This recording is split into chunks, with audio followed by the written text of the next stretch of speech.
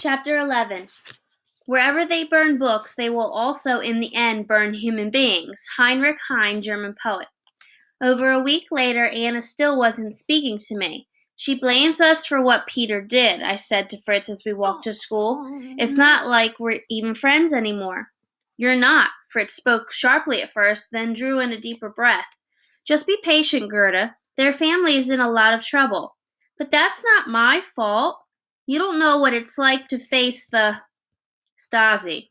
Even after a week, he hesitated before naming them, and I wondered if the bruise they'd given him was nothing compared to other wounds that maybe couldn't be seen. Anna understands it now. If they told her to avoid our family, then that's what she's going to do. It's her only choice, really. If they told you to avoid me, would you? I asked him. Fritz just chuckled and rubbed my head. Avoid you? Don't be silly. You and Mama are the only reasons I'm still here. I laughed along with him, but not really. I knew a part of him had meant exactly what he said. In the days since coming back from the Stasi, something about Fritz had changed. He was working fewer hours, or maybe not even working at all. I wasn't sure. He blamed his mood on the rainy spring weather, but I felt certain there was more to it. He was spending more evenings at the youth clubs playing table tennis and had gone to the theater on a couple of nights with his friends, even though he admitted the movies weren't much for entertainment. I did notice him combing his hair more carefully before he went out. Maybe he had a girlfriend. I hope she liked moodiness because that was also part of the new Fritz. Since I didn't have Anna for company, and since I figured making friends with anyone else would just infect them too, I took up reading and went through books so quickly that the librarian said she wondered if I would end up reading all the books the library contained. I doubted that. I made it a point to avoid the books that sounded too preachy, although I did check them out now and then in case the Stasi wanted to add my book choices to their secret files.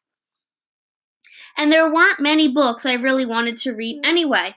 A lot of shelves that had once been filled were empty now, because books made people think. The GDR wanted to be sure it was their kind of thinking. Mama seemed to like the idea of me reading, since she knew I would be safe at home while she was at work. And she definitely liked Fritz doing more things with his friends. She thought it meant we would eventually become more settled into our lives here. Mama still didn't know anything about the files, but Fritz and I had decided that wouldn't do her any good. Nor did she understand that I had too much of my father in me to ever be settled in my life here. I was so much like him, in fact, that I had hoped he would understand why I avoided the route to and from school that would take me past the platform. I figured if the Stasi were watching us, the worst thing was for them to see my father up there dancing out the lyrics to a song while I tried to figure out what it meant. I wasn't even sure if I wanted to figure it out. Whatever secret he buried before he left, I doubted it was worth the risk of digging it up. Our family didn't need any more trouble, and that was all we'd get if I did understand his dance.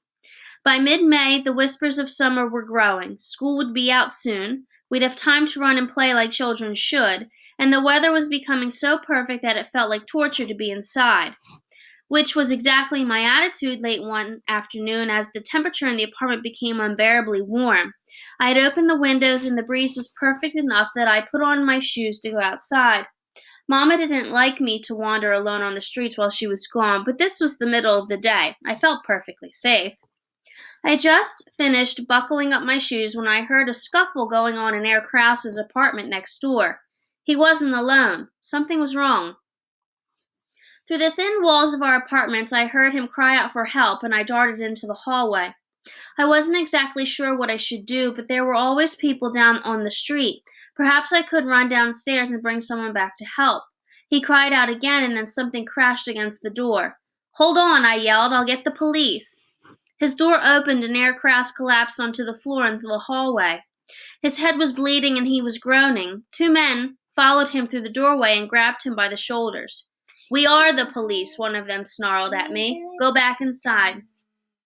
No, they were Stasi. Their greenish-gray uniforms and the square and compass emblem on their hats were dead giveaways to their identity. The question was why they had come for our neighbor. What has he done?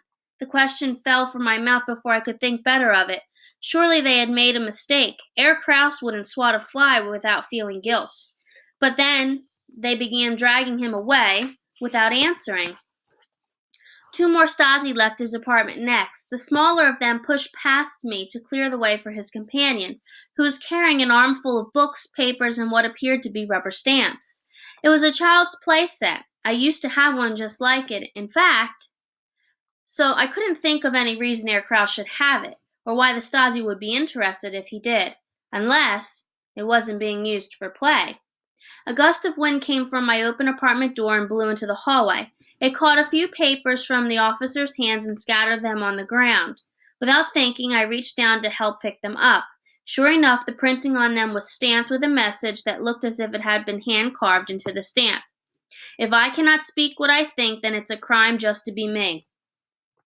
Despite its promises of a free press, the state controlled all printing machines and wrote the stories for the newspapers to publish.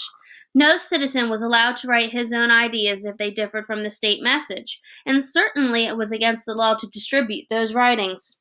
But that's exactly what Herr Kraus had done. He had carved a political message into children's toy stamps, and in doing so, risked years of imprisonment.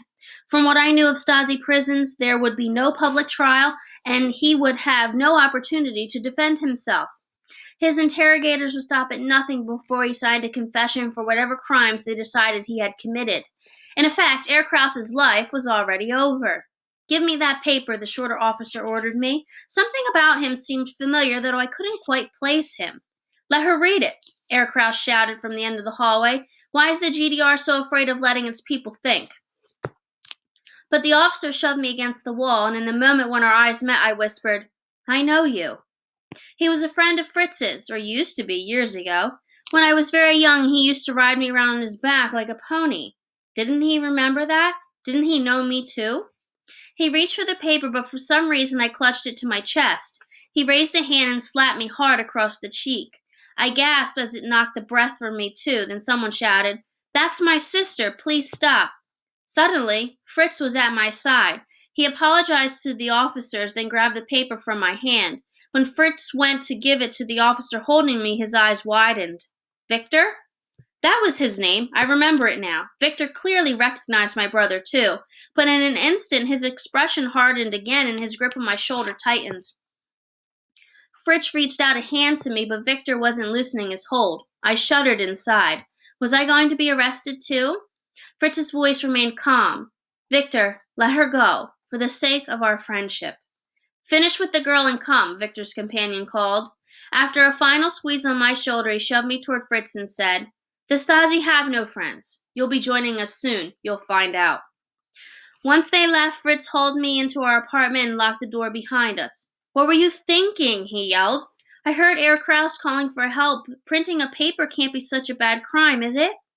"It's not up to us to determine his crimes or to help him." Fritz slumped onto the couch, closed his eyes, and massaged his temples as if a sudden headache had come on.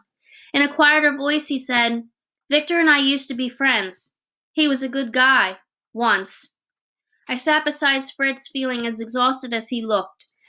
"Is this what'll happen to you after you go into the military?" Fritz only sat up and stared blankly back at me. "Yes, I think it's exactly what will happen."